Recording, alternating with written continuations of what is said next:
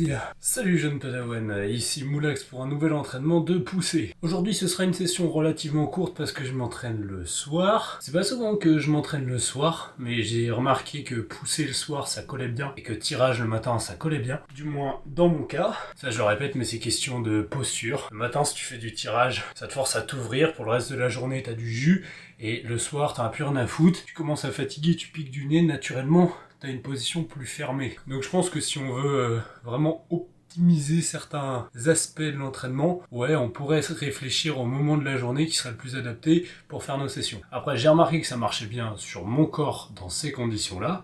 Ça veut pas dire que c'est le cas pour tout le monde, même si mon explication tient bien la route. Fut un temps d'ailleurs, j'avais déjà fait une semaine complète où le matin je me faisais une routine de tirage, alors avec des petits mouvements tranquilles, genre des tractions australiennes et du Superman, c'est quand tu t'allonges au sol et tu fais une hyper extension. C'est vraiment que dalle, genre c'était 2-3 séries d'exercices, j'arrête dès la moindre difficulté. Je faisais ça tous les matins et tous les soirs j'avais une routine genre dips, pseudo push-up, et peut-être un troisième truc pour les abdos, je sais plus trop. Et toujours est-il que j'ai fait ça tous les jours de la semaine et j'ai eu une pêche d'enfer.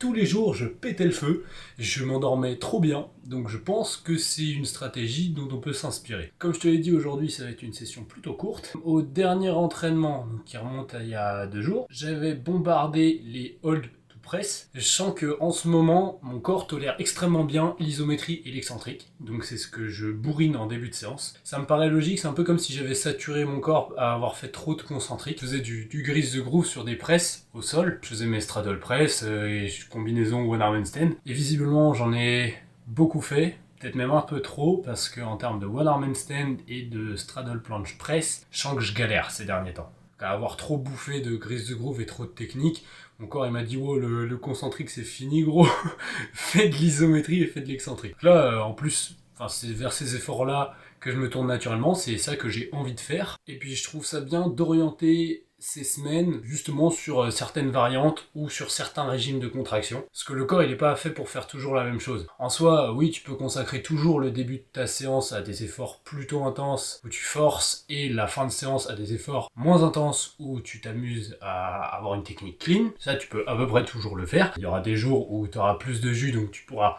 davantage forcer. Il y a des jours où tu auras moins de jus, donc tu vas davantage peaufiner la technique. Mais grosso modo, cette trame-là, tu peux la garder. En revanche, si tu bourrines toujours un même mouvement, eh bien tu peux te cramer nerveusement et musculairement. Alors, c'est un mal, oui et non, parce que le fait de bourriner comme ça à fond, t'es sûr que ton corps, tu l'as bien fatigué, t'as fait un gros pic de stress, donc t'as juste à attendre qu'il surcompense et donc qu'il récupère du stress que tu lui as mis à la tronche. Seulement, il faut pas juste attendre en mode oh je fais rien et puis c'est bon, je vais récupérer et devenir super fort. Non, faut continuer de solliciter les muscles en question, mais d'une autre manière si possible. Par exemple, là, moi, si j'ai bourriné les presses pendant un bon moment, je peux tout à fait bosser, mais maltaise.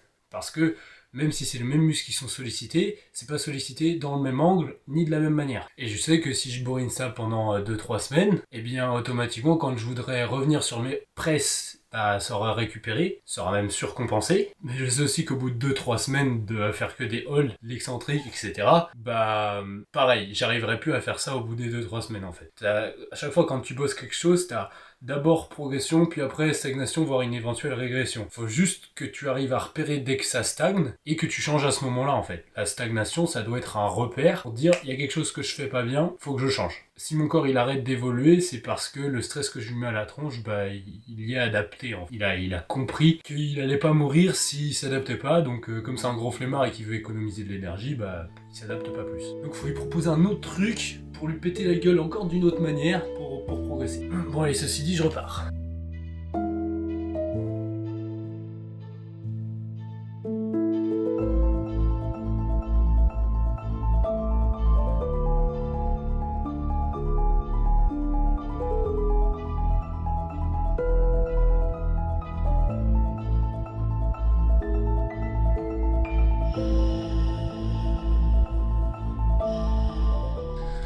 Comme je te disais, en ce moment j'ai repéré que les efforts bien lents, c'était plutôt mon kiff. Je te dis que les presses en concentrique ça avait du mal, certes. Du moins, surtout explosif. De manière explosive, c'est très galère. Mais hier, par exemple, j'ai fait un tout petit peu de push-up et de presse en straddle. au sol et je m'amusais à faire des dead start. Donc dead start en gros c'est un départ arrêté, t'as aucune contraction excentrique avant ton mouvement concentrique. Mettons une straddle planche push-up dead start, c'est le fait de tu t'allonges au sol, tu mets les mains à côté des hanches et blam, là tu pousses. Ça c'est vraiment la définition de la force brute. D'ailleurs, soit dit en passant, mon objectif en street, c'est de réussir à décoller une maltaise comme ça. Juste, tu t'allonges au sol, t'écartes les bras le plus possible, et là tu décolles. Pour l'instant, j'arrive à le faire avec des straddle push-up, c'est déjà ça. Mais ouais, ça j'en ai fait très peu hier, parce que le but c'était récupération active. L'avantage des dead start, c'est que comme il n'y a aucune contraction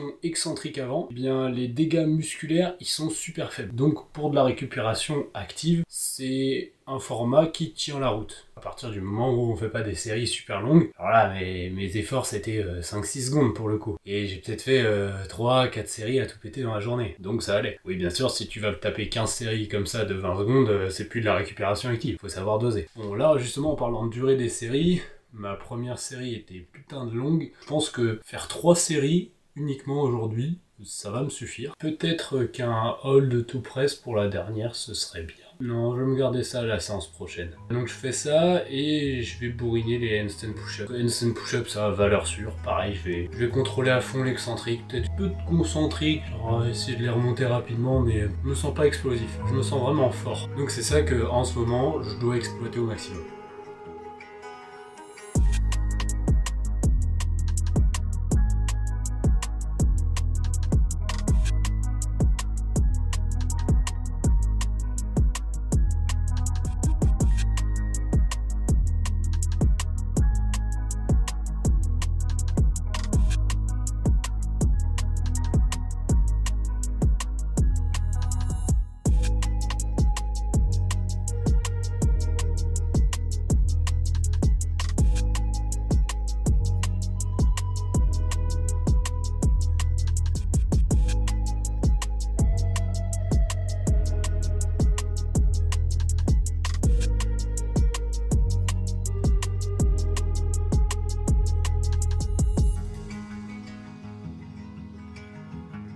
Ah, quel bonheur. Oh, ça n'a rien à voir, mais à l'heure où tu regardes cette vidéo, je t'annonce, attention, je t'annonce officiellement que Bible of Static version physique est sorti. Ça aura pris 2 mois, mais j'ai enfin triomphé de Amazon KDP et de tous les formats exigés, de tous les bugs. C'est bon, la version physique du livre est enfin sortie. Tu peux la retrouver au prix de 60 € sur Amazon et tu la trouveras aussi à 50 € lorsque je me déplacerai dans différents événements et que j'en aurai sur moi. Je sais que beaucoup parmi vous attendaient avec impatience cette version physique qui sera quand même nettement plus pratique et agréable à lire que l'autre, on va pas se mentir. J'ai fait en sorte que ce soit un livre relié pour que ce soit solide, que ça puisse être emmené à l'entraînement parce que c'est quand même le but de l'ouvrage à la base. Donc bien évidemment, tu trouveras le lien vers ce dernier dans la description.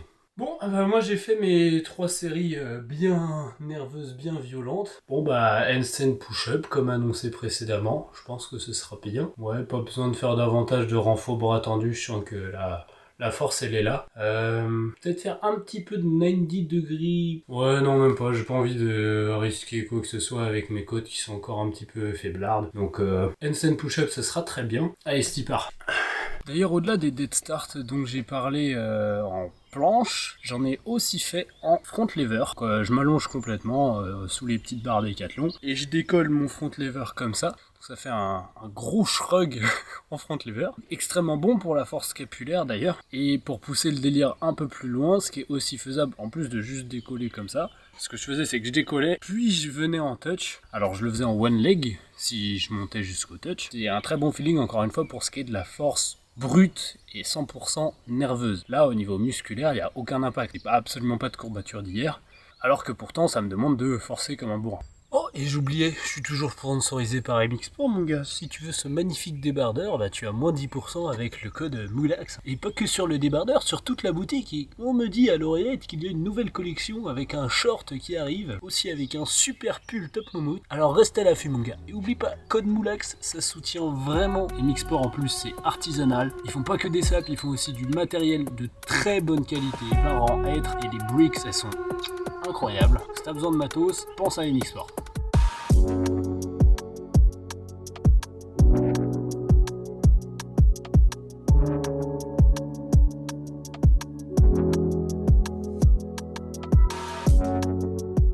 peut-être remarqué que je faisais beaucoup de mes handstand push-up en prise large parce que je suis plus à l'aise comme ça. Et comme j'ai dit, objectif principal c'est surtout maltaise patte en planche. Prise large, elle se rapproche plus d'une maltaise et la handstand push-up resserrée se rapproche plus d'une planche. Au final, j'ai dit que j'étais à l'aise en excentrique isométrique. Vu ce que j'ai bourriné en début de séance, là je me sens pas très stable, donc je vais pas accentuer à mort l'excentrique finalement.